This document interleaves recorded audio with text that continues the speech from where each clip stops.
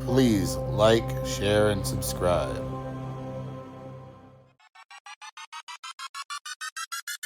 Survival of feudalism is the great fight of industrial capitalism was a progressive revolutionary force. It wanted to, in order to industrialize England, the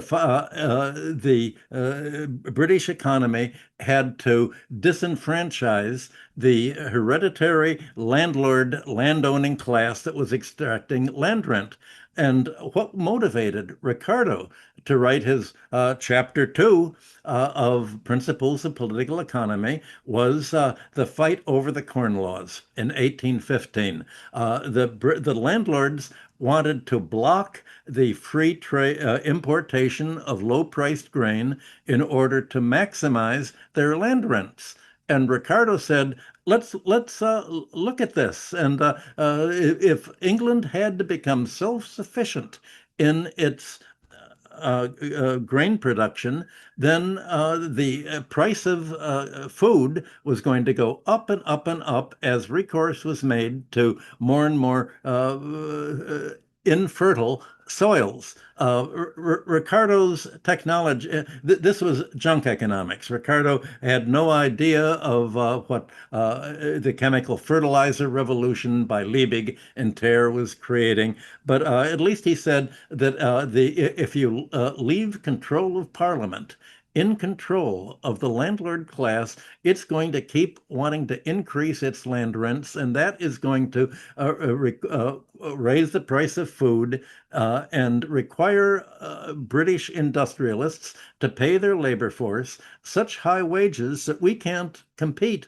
with other countries with lower cost food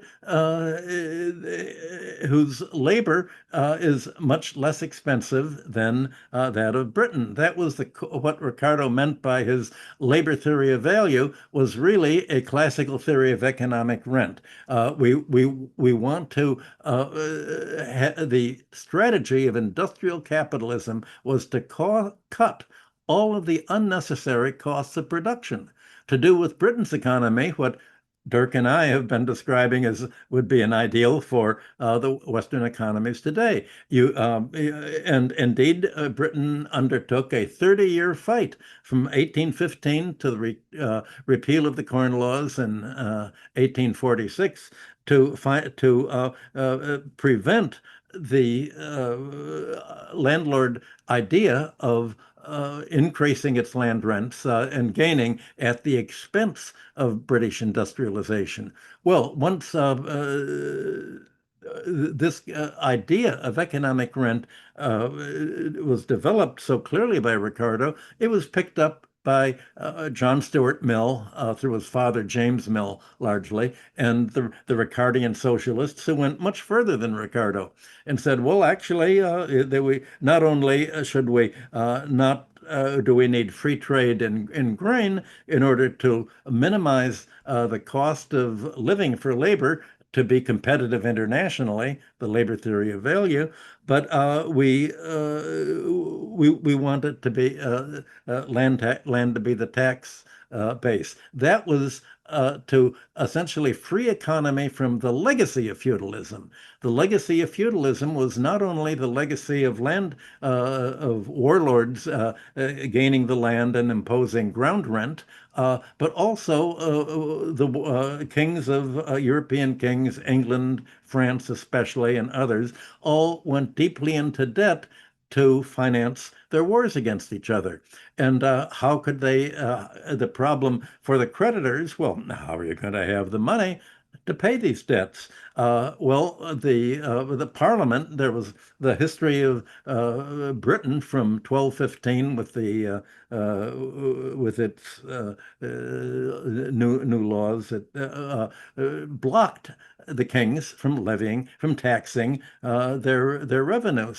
But the Parliament didn't have the power to prevent kings from taxing foreign trade. So the bankers helped Edward III and Edward to develop trade monopolies, and you had really the financial sector helping the kings of France, Spain, England, Austria, all developed monopolies whose monopoly rents were dedicated to paying their war debts. All this was the result of feudalism. And the industrialists said we have to wipe away this legacy of feudalism in order to create industrial capitalism. This is different, and we have to end the power not only of the landlord class to raise rents at the expense of the industrial economy, but get rid of the monopolies by taking them into the public domain and making them public utilities. So that's what I meant by post-feudalism, and the failure of this policy and the untaxation of land and the deregulation the reprivatization of monopolies rents is what I meant by a return to the same situation that you had in feudalism.